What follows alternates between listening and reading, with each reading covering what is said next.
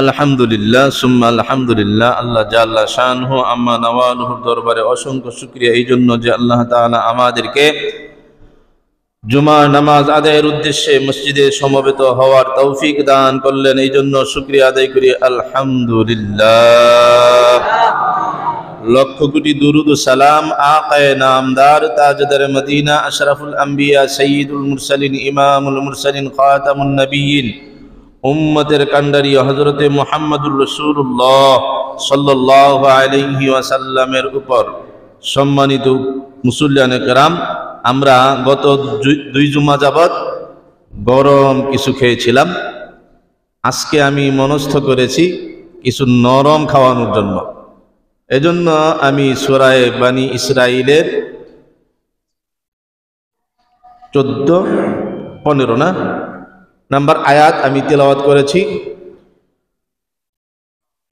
মা বাবার খেদমত, হকুল ওয়ালিদাইনি আলা ওয়ালাদিহি, সন্তানের উপর মা বাবার কি হক, মা বাবার তথা মা বাবার খেদমত সম্পর্কে আজকে আলোচনা করব মনস্থ করেছি। ওয়ামা তৌফিকি ইল্লা বিল্লাহ। চলেন এই ব্যাপারে আল্লাহ রাব্বুল আলামিন সূরা বনী ইসরাঈলের মধ্যে বলেন, وَقَضَى رَبُّكَ أَلَّا تَعْبُدُوا إِلَّا إِيَّاهُ وَبِالْوَالِدَيْنِ إِحْسَانًا। আল্লাহ রাব্বুল আলামিন স্পষ্টভাবে জানিয়ে দিয়েছেন, তোমরা একমাত্র কেবলমাত্র শুধুমাত্র আল্লাহ রাব্বুল আলামিনের ওই ইবাদত বন্দিগি করবে, অন্য কারো নয়। কার ইবাদত করতে হবে? আবার বলেন, কার? একমাত্র ইবাদত বন্দিগি হবে, জানি ইবাদত হোক, মালি ইবাদত হোক। ইবাদত দুই প্রকার। কয় প্রকার? কয় প্রকার? জানি ইবাদত, মালি ইবাদত।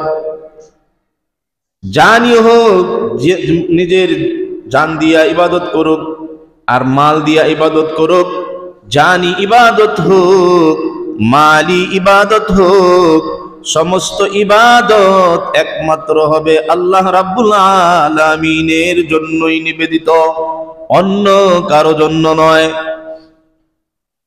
তাহলে অন্য কোন জায়গায় কি ইবাদত করা যাইব?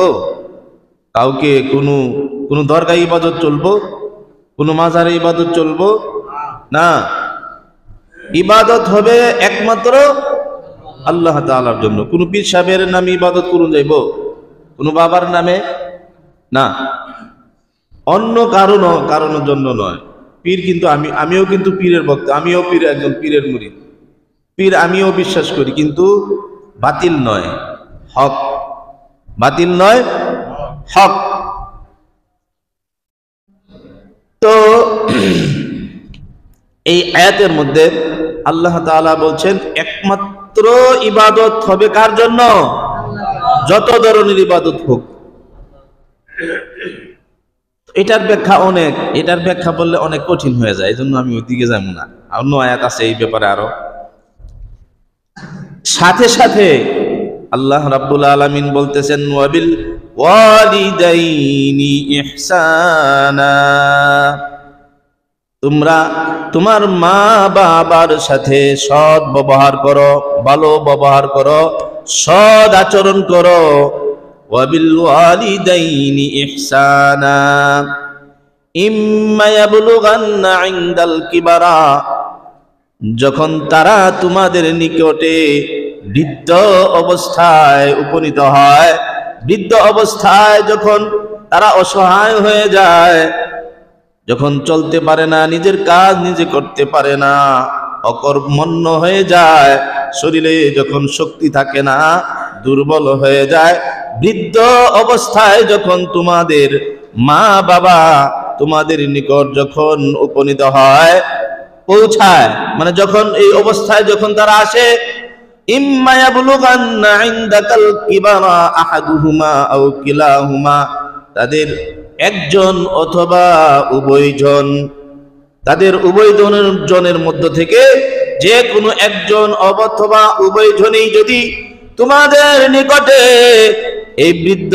অবস্থায় আসিয়া যখন পৌঁছে, ইম্মা ইয়াবলুগান্না ইনদাকাল কিবারা আহাদুহুমা আও কিলাহুমা ফালা তাকুল লাহুমা উফফি ওয়ালা তানহারহুমা, তখন তোমরা তাদেরকে উফ শব্দটি পর্যন্ত বলিও না। উফ শব্দের এখানে ব্যাখ্যায় লেখছে, উফ শব্দ বলল, উফ শব্দ মানে মা বাবার সাথে এমন কোনো কথা বলা যাবে না যেই কথা বললে পরে মা বাবা বলে, বাবা কি বললি, এই বলিয়া বাবা মা বাবা উফ শব্দ করে, উফ ইহ বাবা কি বললি, কি করলি, এইরকম শব্দ যদি এরকম মা বাবা বলবে, মানে এরকম মনে করবে, এরকম কোনো কথাও বলা যাবে না। তারপরে আবার বলতেছে ওয়ালা তানহারহুমা, দুইটা কথা বলছে, উফ শব্দও বলবে না, ওয়ালা তানহারহুমা, এবং তাদেরকে তোমরা ধমক দিয়াও কথা বলবে না। কি করবে না? ধমক দিয়াও কথা বলবে না। প্রাণের ভাইরা আমার, উফ শব্দ দিয়া নরমাল জিনিস বুঝাইছে, সংক্ষিপ্ত কথা হইল উফ দিয়া সাধারণত আমরা মা বাবাকে নিজের মানে সাধারণ মনে করি, অনেক কথাই বলে ফেলে, অথচ মা বাবা হয়তো বা এত কষ্ট নেয় না মনের মধ্যে, কিন্তু সাধারণত একটু ব্যথা পায়, মারাত্মক ধরনের না। আবার কেউ কেউ এমনও আছে সন্তান মা বাবাকে উঠতে বসতে ধমক দিয়া কথা বলে, ধমক দিয়া কথা বলে। আল্লাহ রাব্বুল আলামিন বলছেন ওয়ালা তানহারহুমা, উফ শব্দটাও বলবা না এবং তাদেরকে ধমক দিয়া কোনো কথা বলবা না। ওয়ালা তানহারহুমা ওয়া কুল লাহুমা কওলান কারীমা, তাদের সাথে তোমরা নম্রভাবে কথাবার্তা বলবে, সদাচরণ করবে।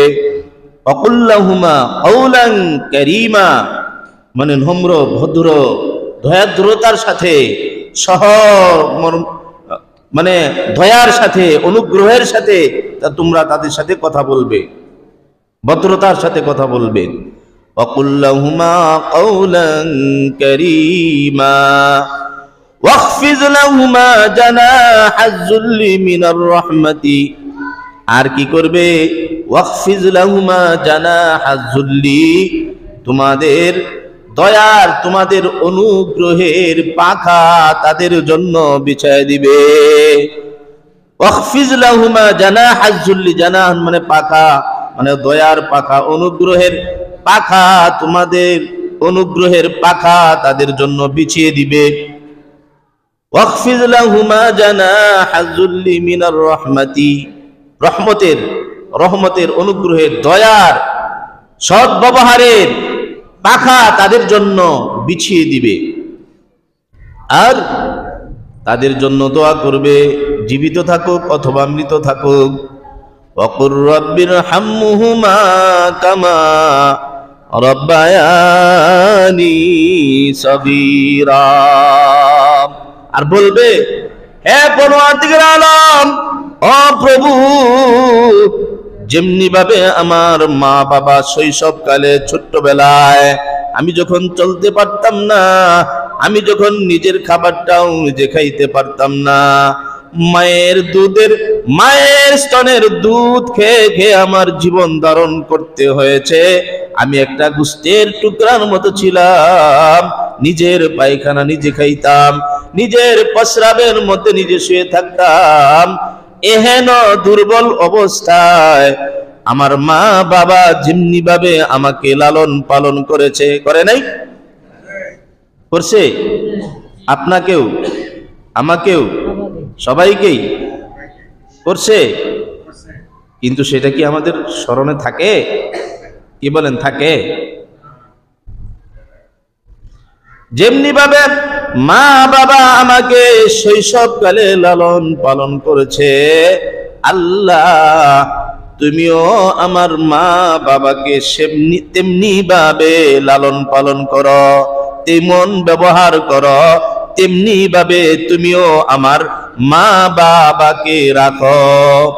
এই দোয়া করা, জীবিত থাকলেও মৃত থাকলেও মা বাবার জন্য এইভাবে দোয়া করা, সব সময় দোয়া করা।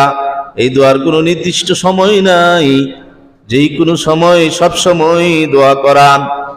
وَقُلْ رَبِّ ارْحَمْهُمَا كَمَا رَبَّيَانِي صَغِيرًا। প্রাণের ভাইয়েরা আমার,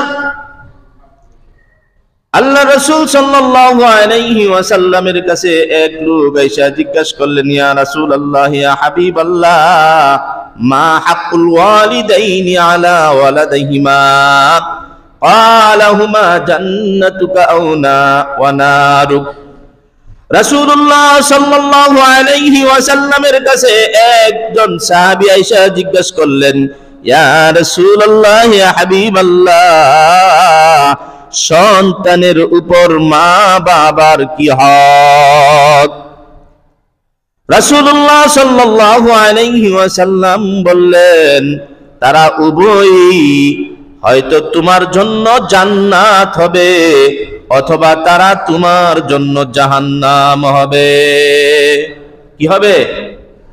হয়তো তারা তোমার জন্য জান্নাত অথবা তারা তোমার জন্য জাহান্নাম।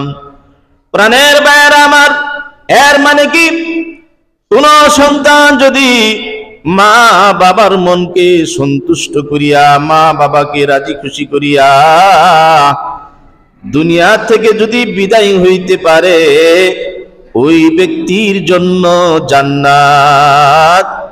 পক্ষান্তরে কোন ব্যক্তি যদি মা বাবার মনে কষ্ট দিয়া দুনিয়া থেকে বিদায় হয়, ওই ব্যক্তির জন্য জাহান্নাম। ওই ব্যক্তির জন্য জাহান্নাম। প্রাণের ভাইরা আমার,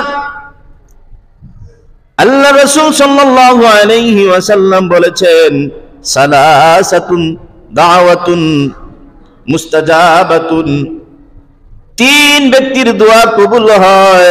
সালাসাতুন দাওয়াতুন মুস্তাজাবাতুন লা শাক্কা ফিহি, দাওয়াতুল মাজলুম ওয়া দাওয়াতুল মুসাফিরি ওয়া দাওয়াতুল ওয়ালিদি আলা ওয়ালাদিহি। রাসূলুল্লাহ সাল্লাল্লাহু আলাইহি ওয়াসাল্লাম বলেন, তিন ব্যক্তির দোয়া কবুল হয়, এর মধ্যে কোনো বিন্দু মাত্র সন্দেহ নাই। এক নাম্বার হইল মাজলুম ব্যক্তির দোয়া। মাজলুম ব্যক্তি কাকে বলা হয়? মাজলুম হইল অনর্থক, বিনা অন্যায়ে যদি কেউ যদি কারো উপর কোনো অত্যাচার করে, নিপীড়ন করে, যেইভাবেই হোক, যেই কোনো পর্যায়ে হোক, যেই কোনো পদ্ধতি হোক, কোনো কারণে যদি বিনা দোষে বিনা কারণে যদি কেউ কারো উপর অত্যাচার করে, ওই ব্যক্তি, অত্যাচারিত ব্যক্তিকে মাজলুম বলা হয়। অত্যাচারিত ব্যক্তিকে মাজলুম বলা হয়। আর অত্যাচারী ব্যক্তিকে জালেম বলা হয়। কি বলা হয়? জালেম। বাশার আল আসাদ, না? বাশার আল আসাদ মিশরের, সিরিয়ার প্রধানমন্ত্রী নাম কি? বাশার আল আসাদ। কুখ্যাত জালেম, মুসলমানদের মধ্যে কুখ্যাত জালেম বাশার আল আসাদ। লাখো লাখো মুসলমানদেরকে, যারা সাচ্চা মুসলমান, প্রতিবাদী লোক, সবসময় বুঝবেন, যারা প্রতিবাদী লোক বুঝবেন, প্রতিবাদ যারা করে এরা সঠিক থাকে। প্রতিবাদ করে যারা, এরাই সঠিক থাকে। আর যারা প্রতিবাদ করে না, হ্যাঁ, মানে হাফেজা গারুস্ত খাহি সলেহ কুনবা খাস আম বা মুসলমান আল্লাহ আল্লাহ বমিরাম মনোরাম রাম। মানে আমাদের মতো মৌলবী যারা খাসের সাথেও সম্পর্ক রাখে, আমের সাথেও সম্পর্ক রাখে, বা মুসলমান আল্লাহ আল্লাহ বমিরাম মনোরাম রাম, আমার মতো মৌলবী যারা হক কথা বলতে পারে না, হক কথা বললে হুজুরের ইমামতি থাকবো না, আমি কিন্তু ইমামতি রে কখনো ভয় করি না, কখনো নয়। ইমামতি টিকা থাকবে কি থাকবে না এই ভয় আমার মধ্যে মোটেও নাই, মোটেও। খোদার কসম, খোদার কসম, খোদার কসম, ইমামতি টিকা থাকবে কি থাকবে না আজকে পরিষ্কার করলাম, ওয়াজাহাত করলাম।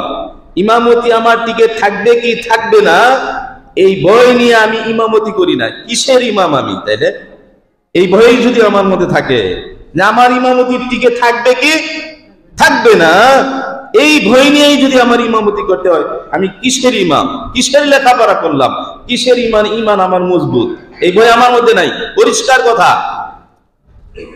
তবে আমি আগে আরো অনেক গরম কথা বলতাম, এখন নরমাল হয়ে গেছি, নরমাল কথা বলার জন্য চেষ্টা করি। তবে মাঝে মধ্যে যেইগুলি আসবে কিছু হক কথা, সেইগুলি বললে না বললে নয়, সেইগুলি কিন্তু সারাও যাবে না। আল্লাহ তাআলা আমাদেরকে বুঝার জন্য তৌফিক দান করুক। এটা সওয়ালে মুকাদ্দারের জবাব দিলাম।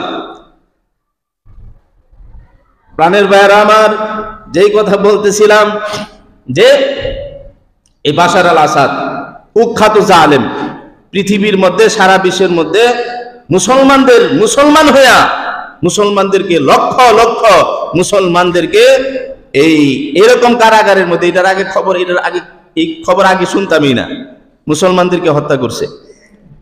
আল্লাহ তাআলা হেদায়েত দান করুক তোকে, অন্যান্যদেরকেও। প্রাণের ভাইয়েরা আমার, যেই কথা বলতেছিলাম, এক নাম্বার হইল মাজলুম ব্যক্তির দোয়ার মধ্যে কোনো পর্দা থাকে না, সরাসরি আল্লাহ রাব্বুল আলামিনের দরবারে কবুল হয়।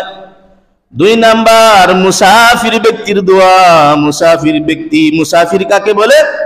মুসাফির বলা হয় শরীয়ত সম্মত ভাবে 3 দিন 3 মঞ্জিল, বাংলাতে হইল 48 মাইল দূরে যদি কোনো ব্যক্তি সফর করে যায়, তাহলে ওই ব্যক্তিকে বলা হয় মুসাফির, ওই ব্যক্তিকে বলা হয় মুসাফির। তো মুসাফিরের দোয়া আল্লাহ রাব্বুল আলামিন বিনা দ্বিধায় কবুল করেন। 3 নাম্বার হইল সন্তানের প্রতি মা বাবার দোয়া, এর মধ্যে কোনো পর্দা থাকে না, সরাসরি আল্লাহ রাব্বুল আলামিনের দরবারে কবুল হয়। এই দোয়াটা হোক ভালো, হোক মন্দ, হোক নেক দোয়া, হোক বদ দোয়া, যেই দোয়াই হোক না কেন আল্লাহ রাব্বুল আলামিন কি করেন? সবাই তো বললেন না, অমনোযোগী, অমনোযোগী। আমার কথা স্পষ্ট না, নাকি আমার কথার মধ্যে কোনো জড়তা আছে? জড়তা আছে? তাহলে আপনারা চুপ রইলেন কেন? আমার কথার মধ্যে কোনো জড়তা নাই, স্পষ্ট, জবাব দেন না কেন? কি হয়? সরাসরি আল্লাহ রাব্বুল আলামিনের কাছে কবুল হয়। বদদুয়া করুক চাই নেক দোয়া করুক, নেক দোয়া করলেও সরাসরি কবুল, বদদুয়া করলেও সরাসরি কবুল।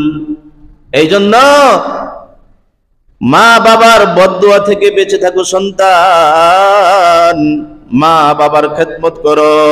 মা বাবা, তাফসিরের মধ্যে দেখলাম, মা বাবা যদি মুশরিকও হয়, মা বাবা যদি কাফেরও হয়, তারপরেও মা বাবার খেদমত করতে হবে। তোমার দিন তুমি পালন করবা, কিন্তু মা বাবার সাথে বেয়াদবি করা যাবে না। তাহলে কত বড় কথা! মা বাবা যদি অন্য কোনো শরীয়ত বিরোধী কোনো কথা না বলে, কুফরিমূলক কোনো কথা আদেশ না দেয়, মা বাবা যদি শিরকি কোনো আদেশ না দেয়, এক কথায় মা বাবা যদি শরীয়ত বিরোধী কোনো আদেশ না দেয়, তুমি সন্তান ওই আদেশটা যথাযথভাবে পালন করা তোমার উপর ফরজ, তোমার উপর। কেন? এই আয়াতের মধ্যে আল্লাহ তাআলার ইবাদত করার পরেই মা বাবার খেদমতের কথা বলছেন, মা বাবার সেবার কথা বলছেন। এই জন্য বোঝা যায় মা বাবার সেবা করা ওয়াজিব বা ফরজ। মা বাবার সেবা করা, মা বাবার খেদমত করা ওয়াজিব বা ফরজ। প্রাণের ভাইরা আমার, হযরতে সুলাইমান আলাইহি ওয়াসাল্লামের সময়ের কথা। হযরতে সুলাইমান আলাইহি ওয়াসাল্লামকে আল্লাহ রাব্বুল আলামিন নির্দেশ দিলেন, সুলাইমান রে, তুমি সমুদ্রের কাছে চলে যাও, অমুক জায়গাতে যাও, ওইখানে বিশেষ ঘটনা দেখতে পারবে। হযরত সুলাইমান আলাইহিস সালাম জিন এবং ইনসানদেরকে নিয়ে বিশাল একটা বাহিনী নিয়ে, বিশাল একটা কাফেলা নিয়ে ওই সমুদ্র পারে চলে গেলেন। সমুদ্রের পারে যাইয়া দেখেন কোনো কিছুই তো নাই এখানে। হযরত সুলাইমান আলাইহিস সালাম জিনদের মধ্য থেকে একজনকে নির্দেশ দিলেন, তুমি যাও সমুদ্রের মধ্যে ডুব দাও, যা দেখো ওর তলদেশে কোনো কিছু আছে কিনা। এক জিন ডুব দিল সমুদ্রের মধ্যে। সে যাইতে যাইতে যাইতে যাইতে তার ক্ষমতার মধ্যে যতটুকু ছিল শেষ করে সে আবার রিটার্ন ফিরে আসলো। আয়েশা বলল, ইয়া রাসূলুল্লাহ, ওগো সুলাইমান, আমি যেই পর্যন্ত গেলাম এর আশপাশে আমি কোনো কিছুই দেখতে পাই নাই। সুলাইমান আলাইহিস সালাম আরেক এর চেয়ে শক্তিশালী আরেক জিনকে পাঠাইলেন, তুমি যাও। এইবার দ্বিতীয় জিন যাইয়া আবার যাইতে যাইতে যাইতে যাইতে আবার ওই জিনের চেয়ে আরো বেশি গেল। বেশি যাওয়ার পর ওইখান থেকে সে আবার রিটার্ন আসলো যে আমি যত দূর গেলাম এই চেয়ে বেশি গেলাম, কিন্তু আমিও কোনো কিছুই দেখতে পাই নাই।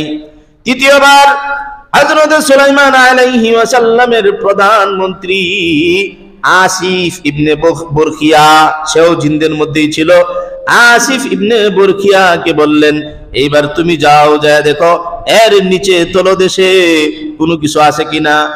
আসিফ ইবনে বরখিয়া এবার সমুদ্রের তলদেশে যখন ডুব দিলেন, ডুব দিয়া যাইতে যাইতে যাইতে যাইতে একবারে সমুদ্রের তলদেশে যাইয়া দেখে বিশাল একটা সাদা গম্বুজ। ওই গম্বুজের মধ্যে চারটা দরজা, একটা ইয়াকুত, হীরা, মণি, মুক্তা, জমরজট পাথরের চারটা দরওয়াজা। ওই আসিফ ইবনে বরখিয়া ওই সাদা গম্বুজটাকে ধরিয়া নিয়া সমুদ্রের তীরে চলে আসলো। সুবহানাল্লাহ। প্রাণের ভাইরা আমার, এইবার হযরত সুলাইমান আলাইহিস সালাম এত সুন্দর গম্বুজ আর কোনদিন দেখে নাই। হযরত সুলাইমান আলাইহিস সালাম ওই গম্বুজটার ভিতরে ঢুকে গেলেন। ঢুকিয়া যাইয়া দেখেন ওই গম্বুজের ভিতরে বসে দাঁড়িয়ে দাঁড়িয়ে একজন সুঠাম দেহ সুন্দর একটা যুবক নামাজের মধ্যে দণ্ডায়মান। প্রাণের ভাইরা আমার, নামাজ যখন শেষ হলো, হযরতে সুলাইমান আলাইহিস সালাম যুবককে জিজ্ঞাসা করলেন, ও যুবক, তুমি কোন আমলের বিনিময়ে, তুমি কোন আমলের কারণে এই মর্তবায় উপনীত হইলা? আমাকে একটু কারগুজারি শোনাও, আমাকে একটু কারগুজারি শোনাও। এইবার যুবক ডাক দিয়া বলে, হযরত, আমার মা ছিল অর্ধাঙ্গ, আমার বাবা ছিল অর্ধাঙ্গ, আমার মা ছিল অন্ধ। আমি একদিন নয়, 2 দিন নয়, 1 মাস নয়, 1 বছর নয়, একাধারে 70টি বছর পর্যন্ত আমি আমার মা বাবার খেদমত করেছি। কত বছর? আগের লোকেরা মানে অনেক কেউ বলতে পারে, যুবকরা বলতে পারে, ওই কি কয় হুজুরে 70 বছর, এখন তো 70 বছর বাঁচেই না, বুড়া হয়ে যায় আমরা নাকি 70-এর আগেই। আগের লোকেরা অনেক হায়াত পাইতো, এই জন্য 70 বছর। বনি ইসরায়েলের কথা তো এটা। কোন কথা? সুলাইমান আলাইহিস সালামের জমানার কথা না। প্রাণের ভাইরা আমার, এইবার যুবক বলে, আমি 70টি বছর পর্যন্ত মা বাবার খেদমত করেছি। আমার বাবা যখন মারা যায়, আমার বাবা আমার জন্য দোয়া করেছিল, আল্লাহ, আমার সন্তানকে তুমি নেক হায়াত দান করিও, আর এমন জায়গায় থেকে ইবাদত করার তৌফিক দান করিও যেখানে শয়তান কোনদিন ওয়াসওয়াসা দিতে পারে না। কি করতে পারে না? ওয়াসওয়াসা দিতে। আমার মা আমার জন্য মৃত্যুর পূর্বে দোয়া করেছিল, আল্লাহ আমার সন্তানকে তুমি দীর্ঘ হায়াত দান করিও আর তোমার ইবাদত করার তৌফিক দান করিও। আমাদের মা বাবা হইলে দোয়া করতো কি জানেন? আল্লাহ আমি আমার সন্তানের প্রতি সন্তুষ্ট, তুমি আমার সন্তানের জন্য ঢাকা গুলশানের মধ্যে একটা বাড়ির ব্যবস্থা করিয়া দিও। যেমন মা বাবা তেমন দোয়া, ঠিক না বে ঠিক? যেমন মা বাবা তেমন দোয়া। আর ওই যুবকের মা বাবা কিরকম দোয়া করলো কেমন বুঝেন? আল্লাহু আকবার, কেমন দোয়া! আল্লাহ রাব্বুল আলামিনের কাছে সাথে সাথে তাদের দোয়া কবুল হয়ে গেছে। ওই যুবক বলে, ও সুলাইমান, এটা আমার মা বাবার দুয়ার বরকত। কিসের বরকত? এটা আমার মা বাবার দুয়ার বরকত। প্রাণের বার আমার, এইবার হযরতে সুলাইমান আলাইহি ওয়াসাল্লাম যুবককে জিজ্ঞাসা করে, ও যুবক তুমি কখন? ওই যুবক বলে, ও সুলাইমান, আমার মা বাবা মারা যাওয়ার পর একদিন আমি বিকাল বেলায় ঘুরার জন্য, পাইচারি করার জন্য, ভ্রমণ করার জন্য এই সমুদ্র সৈকতে চলে আসলাম। এই সমুদ্রের নিকটে আমি এই জায়গাতে যখন আসলাম, আইসা দেখি এই গম্বুজ সুন্দর, খুব সুন্দর গম্বুজ। আমি শখের কারণে আমি ওই গম্বুজের ভিতরে ঢুকিয়া পড়লাম। আমি যখন এই গম্বুজের ভিতরে ঢুকলাম, গম্বুজের ভিতরে ঢুকার পর একজন ফেরেশতা আসিয়া আমাকে সহ এই গম্বুজটাকে নিয়ে ওই সমুদ্রের তলদেশে চলে গেল। ওই পর্যন্ত আমি ওইখানে ইবাদত করতে থাকি। হযরতে সুলাইমান আলাইহি ওয়াসাল্লাম জিজ্ঞাসা করেন, ও যুবক, ওইখানে তোমার খাবারের কি ব্যবস্থা ছিল?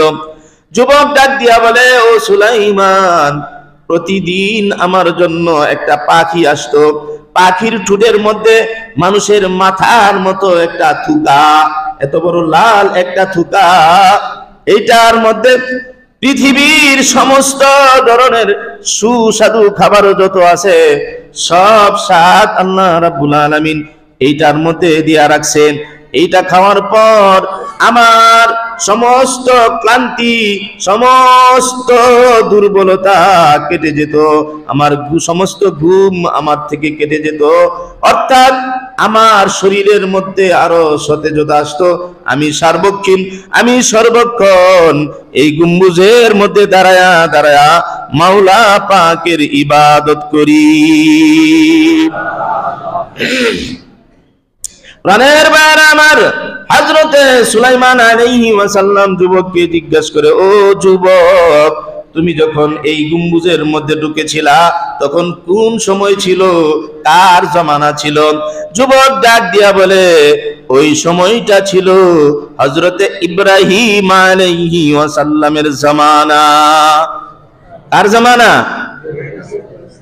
হযরতে সুলাইমান আলাইহি ওয়াসাল্লাম হিসাব করে দেখলেন, ওই ইব্রাহিম আলাইহি ওয়াসাল্লামের সময় থেকে আজ পর্যন্ত, মানে হযরতে সুলাইমান আলাইহি ওয়াসাল্লামের ওই দিন পর্যন্ত 2000 বৎসর অতিবাহিত হয়ে গেছে। সুবহানাল্লাহ। কিন্তু আশ্চর্যের বিষয় হলো, ওই যুবকের একটা চুলও পাকে নাই, সব কাঁচা, একেবারে সুন্দর কাঁচা। সুবহানাল্লাহ। প্রাণের বার আমার, এটা কিসের বদৌলতে? আল্লাহ পারে কি পারে না? কি বলেন, পারে কি পারে না? পারে। আল্লাহ তাআলা বাবা ছাড়াও সন্তান দিতে পারে, পারে কি পারে না? বেপেদের ফরজন্দে পয়দা ও কুনাদ, ও তিফলের আদর মাহদে গুয়া ও কুনাদ। কি বলেন? আল্লাহ তাআলা বাবা সারা সন্তান দিতে পারে। হযরতে ঈসা আলাইহিস সালাম প্রমাণ। আল্লাহ তাআলা দুলনার শিশুকে কথা বলার শক্তি দিতে পারে। হযরতে ঈসা আলাইহি ওয়াসাল্লাম দুলনার মধ্যে থাকিয়া বলেছিল কি, আমি আল্লাহ তাআলার পয়গম্বর, ইন্নী আবুদুল্লাহ,